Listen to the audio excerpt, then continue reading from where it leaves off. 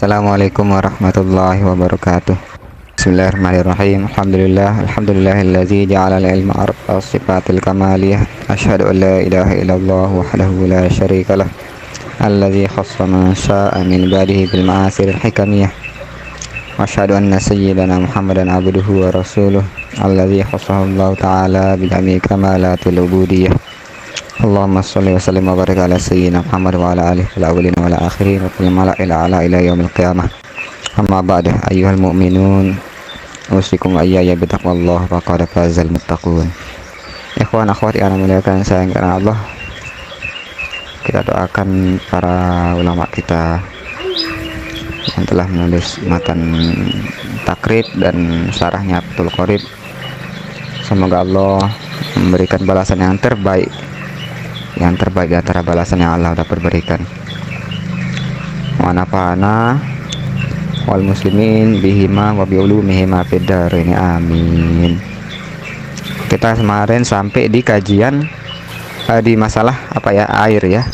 Air yang sedikit yang kejatuhan najis. Nah, pendapat yang paling kuat dalam mazhab Syafi'i, air yang sedikit yang kurang 2 kullah, misalnya seember kejatuhan tai cicak begitu ya, maka dia dihukumi najis, mutanajis dia air tersebut ya. Nah, kalau sudah dikatakan mutanajis berarti tidak boleh diminum. Solusinya bagaimana? Tambahlah supaya jadi 2 kullah. Nah, jadi nanti jadi suci. Ini agak aneh ya. Nah, makanya di sini timbul ikhtilaf. Nah, disitulah memang kan agak aneh ya. Nah, air seember kejatuhan tai cicak nggak boleh diminum, tapi kalau dicampur dengan sama dengan beberapa ember lagi sehingga cukup dengan 2 kullah, jadi suci, dia boleh diminum. Nah, ada semacam ketidakkonsistenan di situ ya. Makanya dalam hal fikih beragama itu perlu kita mempertimbangkan berbagai pandangan ulama. Nah, kadang-kadang ada saatnya kita mengambil pendapat yang terkuat, ada saatnya kita mengambil pendapat yang lainnya. Asalkan jangan kita mengambil yang mudah-mudah. Yang dilarang dalam agama itu sebenarnya cuman maunya yang enak doang. Sengaja ngambil mazhab ini yang enak doang, atau dalam mazhab Syafi'i ada 2 pendapat diambil yang enak doang, itu yang nggak boleh. Karena itu namanya menjadikan agama sebagai menjadikan agama sebagai permainan, seolah-olah kita mempermainkan, kita ambil yang mudahnya doang. Nah, kayak tadi air, kita ulang ya. Air, ana ulang sedikit. Air yang 1 ember kejatuhan tai cicak.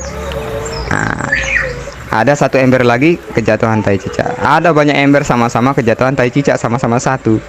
Nah, air ini kalau dia di 1 ember tersebut tidak boleh kita minum ya, karena dia mutanajis, dia ternajiskan begitu ya.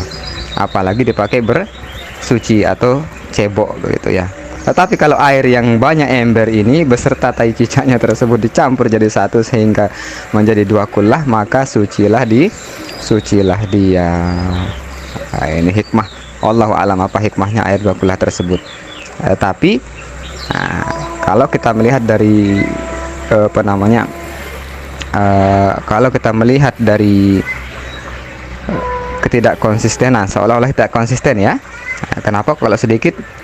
Harusnya kalau dicampur juga tetap dia najis, karena asalnya air tersebut ketika 1 ember tersebut, ketika ember ini terpisah begitu ya. Nah, masing-masing ada 10 ember misalnya, atau ada 20 ember yang masing-masing kejatuhan tai cicak di situ, sama-sama air bersih dan tidak berubah ya, tetap dia bening, tidak ada berubah sifat bau maupun rasa dan warnanya ya. Nah, kalau dia masih terpisah seperti itu dia najis. Tapi kalau dicampur semuanya menjadi 2 kullah dan tidak berubah ya, gara-gara tai cicak yang beberapa biji itu kecil ya, maka dia jadi suci. Ada semacam ketidakkonsistenan di situ. Maka kalau dalam hal ini lebih cocok pendapat yang kedua dalam mazhab Syafi'i. Apa itu? Nah, air itu walaupun sedikit, walaupun 1 ember, kalau kejatuhan tai cicak, selama dia tidak berubah maka dia tidak mutanajis, tetap suci. Jangan nanya boleh nggak diminum Ustaz, tetap boleh. Kalau sudah boleh dipakai bersuci, boleh dipakai cebok, apalagi dipakai minum. Nah, itu kaidahnya seperti itu ya, kaidah mafhumnya mas, mafhumnya seperti itu ya. Kalau cairan itu boleh dipakai untuk bersuci, apalagi diminum. Tapi kalau sesuatu yang dapat diminum belum tentu boleh dipakai bersuci. Misalnya air teh, dia suci boleh diminum, tapi tidak sah dipakai bersuci. Nah, dia tidak mutahhirun, dia tidak mensucikan. Nah, jadi tetapi kalau air di satu ember ini yang kejatuhan tai cicak udah berubah, kemudian dicampur jadi 2 kullah, dalam kondisi dia sudah berubah, tentu dia mutanajis. Nah, itu yang ini apa namanya, mafhum yang kita pelajari dari situ, mafhum yang dapat kita ambil. Ikhwan akhwat ya ana muliakan dan sayangikan Allah. Jadi kajian pada malam hari ini lebih ke mempertegas kajian kemarin ya, bahwa pendapat yang paling kuat dalam mazhab Syafi'i, air sedikit kurang 2 kullah seember itu kalau kejatuhan tai cicak misalnya ya, itu dia najis, tidak boleh diminum. Nah, tapi ada semacam ketidakkonsistenan di situ. Kenapa? Nah, kalau ada air 20 ember misalnya, 20 ember air sama-sama kejatuhan tai cicak masing-masing 1 biji tai cicak, dan dia tidak berubah tentunya kan, tai cicak kan agak kering ya. Nah, anggaplah kering, atau walaupun basah pun tidak akan berubah dia kalau 1 ember. 20 ember sekarang kejatuhan tai cicak, semua di air di 20 ember ini dihukumi najis. Kenapa? Karena dia kurang 2 kullah. Itu pendapat yang paling kuat dalam mazhab Syafi'i, karena mazhab Syafi'i memang terkenal mazhab yang paling berhati-hati dalam hal itu ya. Makanya kalau di candaannya para masyayikh Salatiyah itu, kalau berjamaah antara para ulama mereka ya, para masyayikh lintas mazhab ya, pasti yang disuruh jadi imam itu yang mazhab Syafi'i aja yang jadi imam gitu, karena pasti sah. Karena cara sholatnya mazhab Syafi'i itu paling berhati-hati ya, maka tergambar juga dalam tergambar dalam bersucinya juga seperti itu. Nah, tapi pendapat yang paling kuat ini memang yang selalu kita pakai ini untuk kehati-hatian. Walaupun di situ ada semacam ketidakkonsistenan. Tidak konsisten seperti apa? Nah, kita balik ke 20 ember yang masing-masing kejatuhan tai cicak tadi. 20 ember semuanya najis kita hukumi. Tapi kalau kita kumpulkan jadi satu, jadilah 2 kullah ya. Jadi 2 kullah, maka jadi suci dia. Nggak konsisten jadinya kan, tadi ketika terpisah dia najis, tapi ketika dia bersatu jadi suci dia, boleh diminum, boleh dipakai bersuci. Kalau sudah boleh dipakai bersuci, mutahhir, apalagi diminum gitu ya. Tapi kalau boleh diminum belum tentu dipakai bersuci, seperti air teh. Itu kan boleh kita minum, tapi belum tentu tidak boleh dipakai untuk bersuci.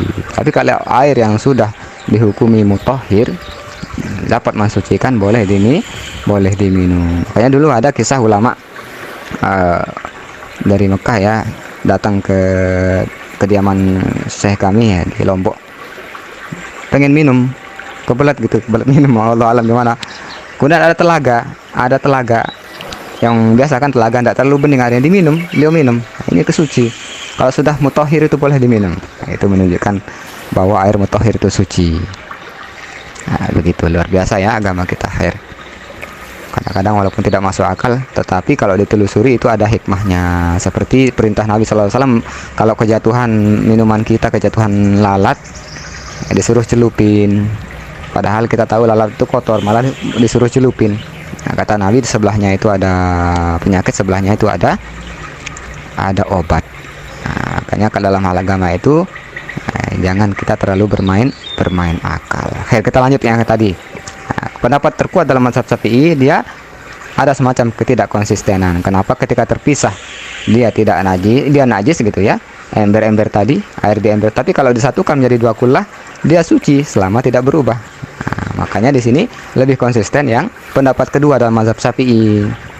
Anggaplah pendapat minor ya, bukan yang pendapat utama. Apa pendapat tersebut? Sama dengan mazhab Maliki.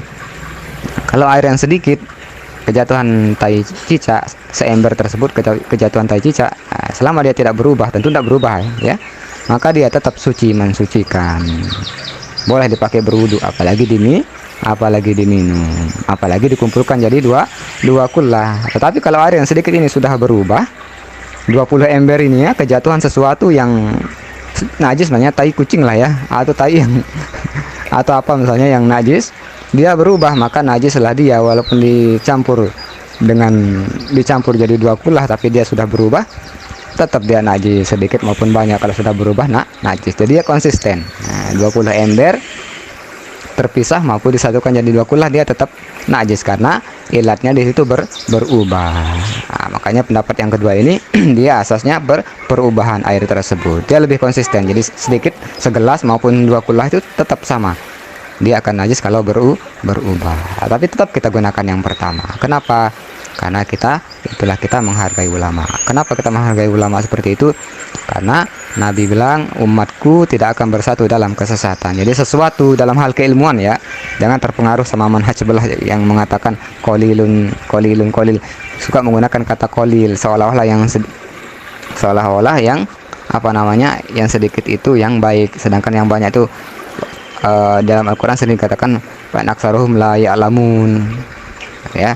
Banyak di dalam ayat Al-Quran itu mengatakan yang banyak itu tidak baik, padahal itu dalam hal pengamalan. Tapi dalam hal keilmuan pendapat termasuk hadis, itu yang paling masyhur kan yang mutawatir, yang paling banyak periwayatnya. Begitu juga dengan ilmu, ketika banyak ulama berpendapat, itu lebih baik untuk diikuti, jangan terpengaruh dalam hal keilmuan ya. Nah, ini semakin banyak ulama berpendapat, semakin masyhur suatu pendapat tersebut, apalagi sampai derajat ijma ya, walaupun tidak seluruh ulama ya, tapi ada ijma ulama maka itu pendapat yang baik. Kenapa? Karena umat Islam itu tidak akan bersatu dalam kesesatan. Itu jaminan Rasulullah SAW. Ikhwan akhwat yang namuliakan dan saya karena Allah, kita tutup kajian pada malam hari ini dengan doa.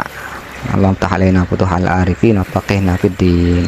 Allahumma ya muyassir yassir, mudabbir dabbir, ya musahhil sahhil sahilan, belasir bil basyirin nazir.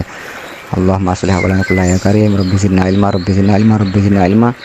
Allahumma fahimna ilma syari'at wa tariqatul haqiqah, astamina bihaqqi haqqi sayyidina Muhammadin sallallahu alaihi wasallam. Allahumma sur uyuba masyayikhina anna wa la tuhib barakata ilmihim minna. Subhanakallah wa bihamdika asyhadu an la ilaha illa anta astaghfiruka wa atubu ilaik. Allahumma fiqhul hadi ila sabilir rasyad. Wassalamualaikum warahmatullahi wabarakatuh.